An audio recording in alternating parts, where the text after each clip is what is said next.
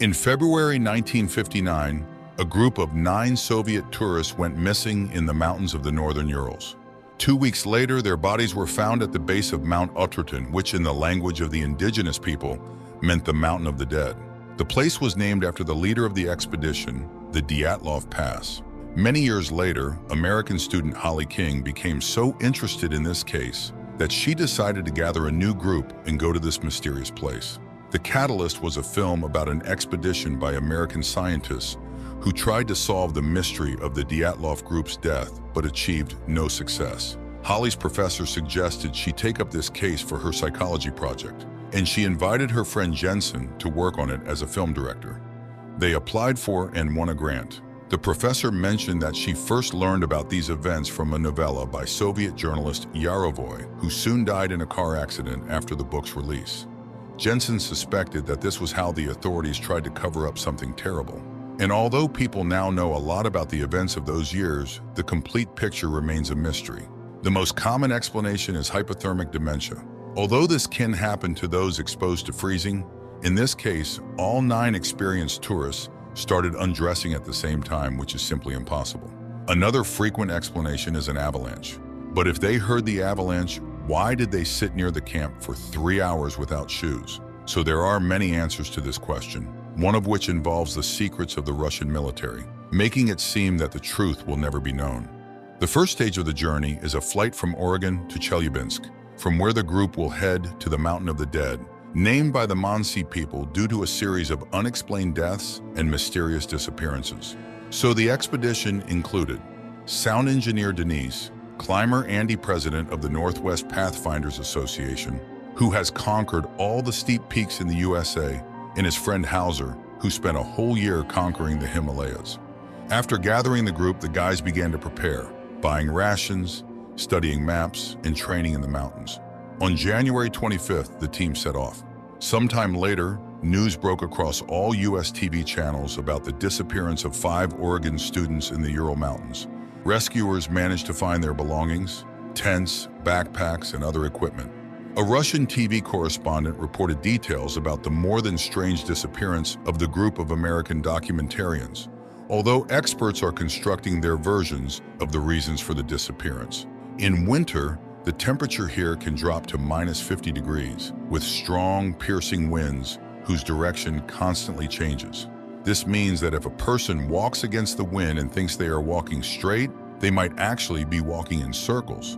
There are speculations about the intervention of some extraterrestrial devices, which many witnesses saw in these places, or even about the appearance of the Yeti. The Mansi elders recall rumbling and fiery balls over the mountains on the days when the Dyatlov group disappeared. They consider these places a portal to the other world. The students wanted to repeat the infamous Dyatlov expedition, and it seems they succeeded. Rescuers managed to find a camera that captured the last days of the documentarians' lives. A group of hackers posted frames on their portal, showing Holly talking about the darkness that followed her from the open door, while Jensen calms the girl, although she is sure they will not get out of this place. The action shifts to a month earlier, when lively and cheerful students are traveling to the Urals. On the train, they are having fun, hoping for success and worldwide fame.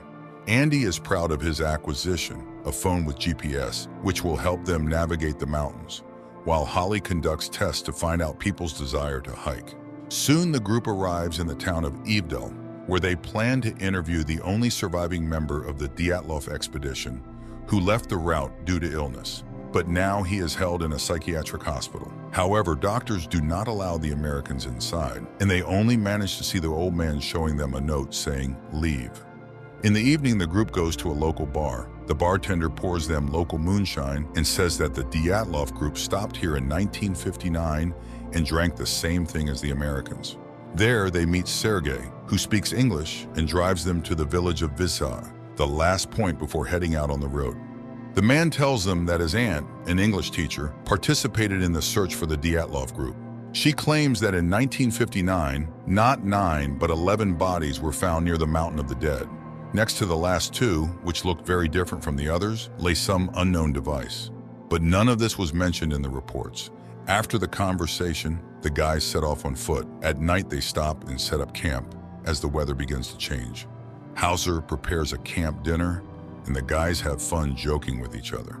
At night, people see strange lights in the sky and recall reports of orange flashes over the Dyatlov camp, but they decide they still won't be able to solve this mystery and go to sleep.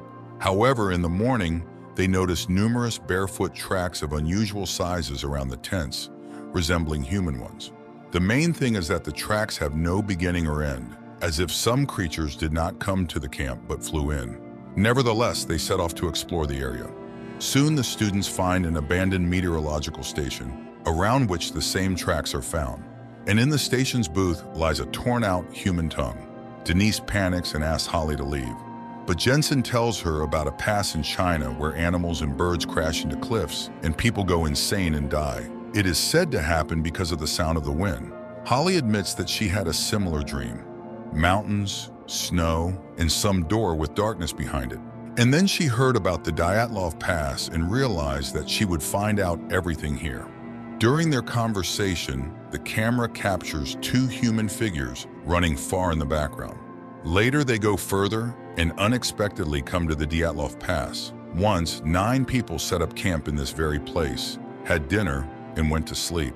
But somewhere between 9 and 11 at night, something that the authorities called an unknown irresistible force forced them to leave the tent in such horror that they cut it from the inside and ran into the night, where it was minus 28 degrees.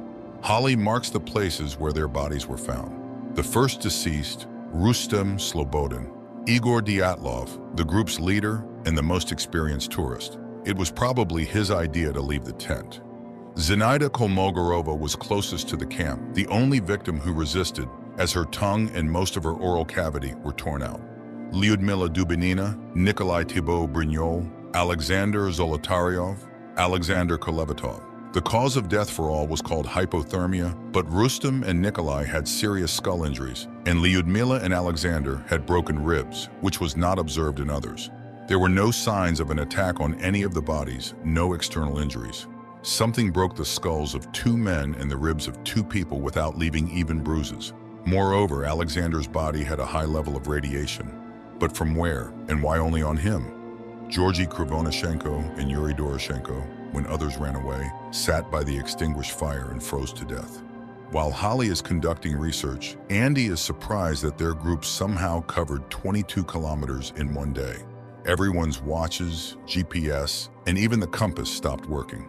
Some guys suggest leaving the mountains before it's too late, but Holly persuades them to stay and finish the film. At night, Holly notices that the Geiger counter starts signaling, and together with Jensen, they go up the slope, where they find a high but not deadly level of radiation. Unexpectedly, the students discover the entrance to a bunker closed with an iron door. Holly wants to open it, although Jensen is categorically against it, as Russian authorities did not build it here for nothing, closing something dangerous in the mountain. However, it turns out that the door is open and just a bit frozen. Holly asks Jensen not to tell the others about the discovery to avoid causing panic among the already scared team. They return to the camp and settle for the night. Around 6 a.m., a huge avalanche roars down the mountains, killing Denise, injuring Andy, and sweeping away the tents and almost all supplies. At first, everyone quarrels, trying to find the culprit of the tragedy, but gradually they realize it was an attempt on their expedition. They help Andy and try to contact the outside world somehow.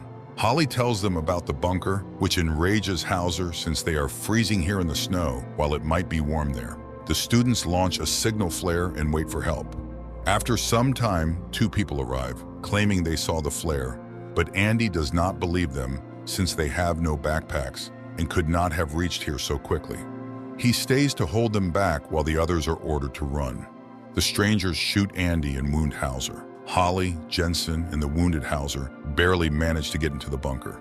The strangers pursue them, but the students close the door. The Americans turn on the lighting, although it is dim and flickering. Running through the tunnels, they find a laboratory full of various devices and documents, among which are old journals with the names of people who died in the line of duty. There are also details about the famous American experiment with the teleportation of the USS Eldridge. Hauser feels unwell and stays put, as Holly promises to find an exit and return for him. The students continue on alone. Soon, Holly and Jensen find the bodies of soldiers who recently died. One of them is missing a tongue, presumably the one they found earlier at the station. But the other bodies are very old and even skeletonized. The two open another door, behind which they sense movement. Suddenly, under the flashlight, they see exactly the same camera they have. Moreover, it has their recordings on it. Jensen recalls the teleportation of the Eldridge, which likely happened to them too. At that time, many soldiers mutated, turning into something incomprehensible. At that moment, they hear Hauser's screams and rush to him, finding their friend being torn apart by two humanoid mutants. Noticing the newcomers, the mutants attack them.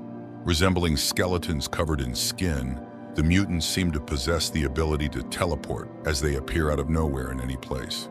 Jensen and Holly leave their friend's body, run out of the bunker, and close the door. To their surprise, the mutants do not chase after them. The survivors turn around, and instead of a snowy field, they see a fossil forming a huge round tunnel. The students realize that this is the path for the mutants' teleportation. Holly throws debris inside and sees that the passage is activated. Looking around, the couple finds drawings on the walls made by the local inhabitants and understands that they discovered this place, built by an ancient civilization once living under these mountains. Such portals can be anything, even weapons scattered around the world, which explains many great mysteries. They do not know where it might take them, to which space or time, but Jensen suggests they need to mentally focus on the place they intend to go. And it will work. The only place that they both clearly imagine is the surroundings of their camp near the bunker entrance. They have no choice but to head into the tunnel. The plot shifts back to 1959, when a Soviet girl from the search team finds their bodies and is very surprised because the rescuers have already found all 9 participants of the expedition.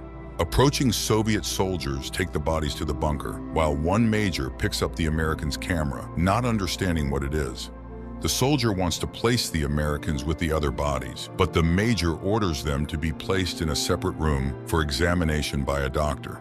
Undressing the deceased, the soldiers are astonished by the unusual clothing for the 1950s. The naked bodies of Holly and Jensen, now looking like mutant bodies, are hung on hooks in a separate cell. The sergeant places the camera under a light. When everyone leaves, the creatures begin to revive. The man lifts his head and looks at the woman. She directs her gaze at the camera, and an angel wing tattoo is visible on the right side of her neck, the same one Holly had. Despite some inconsistencies, the storyline adheres to most known facts, although the American-Russian creative team skillfully handled the mystified legacy of the USSR. However, the found footage effect combined with acting, special effects, and magnificent locations is good enough to ensure the thriller's watchability.